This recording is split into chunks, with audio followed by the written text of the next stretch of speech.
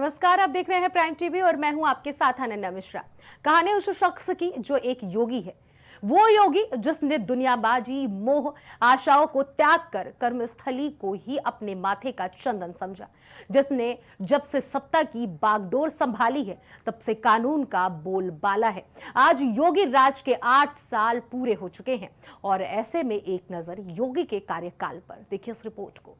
मैं आदित्यनाथ योगी ईश्वर की शपथ लेता हूं कि मैं विधि द्वारा स्थापित भारत के संविधान के प्रति सच्ची श्रद्धा और निष्ठा रखूंगा।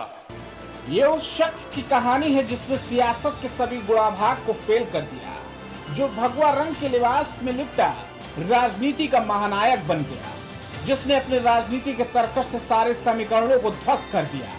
उत्तर प्रदेश की सियासत में पिछले कई सालों से गेरुआ वस्त्र पहने कोई योगी, कोई महंत विराजमान हुआ है।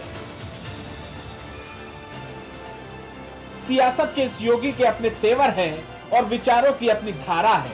उसके साथ अपनी आस्था और परंपराओं की विरासत है और इसकी पूरी धाक धमक के साथ योगी आदित्यनाथ की शपथ मठ और चुनावी क्षेत्र के दायरे के बाहर इस वक्त पूरे प्रदेश में विराजमान है। आज योगी आदित्यनाथ की सरकार के कार्यकाल के 8 साल पूरे हो चुके हैं और इस दौरान योगी आदित्यनाथ ने प्रदेश में परिवर्तन की वो लहर दौड़ाई जिसे देख हर कोई दंग रह गया। 8 साल में कितनी बदली यूपी की तस्वीर। कानून व्यवस्था, माफिया का सफाया, दंगा मुक्त यूपी में कोई दंगा नहीं, भ्रष्टाचार मुक्त यूपी, जीरो टॉलरेंस पर किया काम, अर्थव्यवस्था, देश की जीडीपी की 9.2% हिस्सेदारी। ये आंकड़े भी उसकी शख्सियत के साथ बेमानी है। योगी की शख्सियत किन्हीं आंकड़ों की मोहताज नहीं। माथे पर चंदन, आंखों में तेज और चेहरे पर आत्मविश्वास से भरी मुस्कान। मंदिरों के मठ की दहलीज लांघकर आज एक शख्स राजनीति का वो योद्धा बन गया जिसके आगे बड़े से बड़े सियासतदान भी बौने लगने लगे। योगी के इन 8 साल पर कई सवाल हैं, लेकिन उन सवालों को भी भेद दे वही योगी आदित्यनाथ है। न अपराध से समझौता, न अपराधियों के लिए सरपरस्ती, न कानून से खिलवाड़, न भ्रष्टाचारियों का रहनुमा। योगी वो है जिसने जब से गद्दी संभाली तब से सूबे की तकदीर और तस्वीर दोनों बदल दी। माफिया राज, गुंडा राज और बीमारू राज का तमगा कभी इसी प्रदेश को ही लगा था, लेकिन अब वो सब इतिहास मात्र है। 8 साल में योगी ने माफियाओं की कमर तोड़कर रख डाली। 222 अपराधी एनकाउंटर में ढेर। एनकाउंटर में 8,118 अपराधी घायल हुए, 20,221 इनामी बदमाश अरेस्ट हुए, 79,984 अपराधियों पर गैंगस्टर के तहत एक्शन, 930 अपराधियों के खिलाफ एनएसए। सूबे के मुखिया योगी आदित्यनाथ ने संगठित अपराध को इस कदर कुचला, या तो वो दम तोड़ चुका है या फिर यूपी छोड़ चुका है। कई बड़े अपराधियों का काम तमाम हो चुका है, जैसे अतीक अहमद, अशरफ अहमद, मुख्तार अंसारी, विकास दुबे। माफियाओं का किस कदर कचूमर निकाला गया है, इसका एक बार फिर योगी आदित्यनाथ ने आज 8 साल पूरे होने के कार्यकाल के दौरान हुई प्रेस वार्ता में भी किया।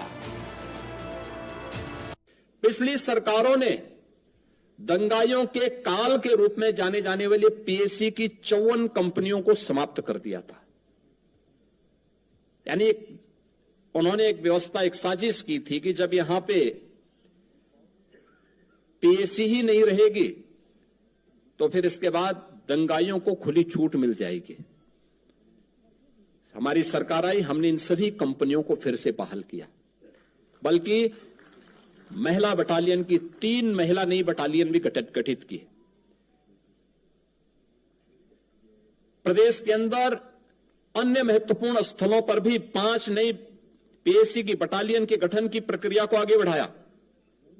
एयरपोर्ट, मेट्रो की सुरक्षा के लिए, अन्य महत्वपूर्ण संस्थानों की सुरक्षा के लिए स्पेशल सिक्योरिटी फोर्स का भी गठन किया। योगी ना तो सामान्य नेता है, न ही सामान्य मुख्यमंत्री। कुछ तो ऐसी बात है जिसका मुरीद भले ही उत्तर प्रदेश है, लेकिन उसकी राजनीतिक धमक पूरे देश में सुनाई दे रही है। जिस वक्त सिर पर ताज नहीं था तब भी वो महाराज कहलाए, और जब जिम्मेदारियों में बांध दिए गए तब भी वो महाराज कहलाए।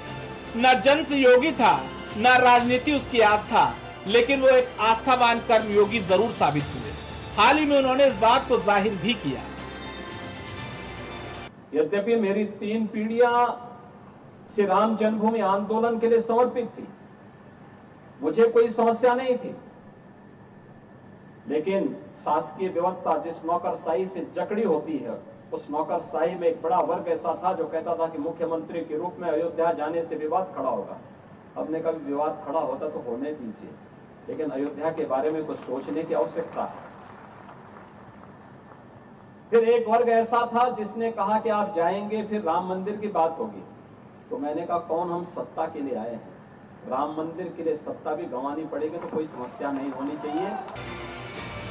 विचारों में हिंदुत्व और सीने में राष्ट्रवाद की आग ने उन्हें सबसे अलग थलग पहचान दिला डाली। योगी वो जिसने कभी तुष्टीकरण की राजनीति नहीं की, योगी वो जिसने वोट बैंक की परवाह नहीं की, योगी वो जो अंदर से जैसा वैसा बाहर भी है।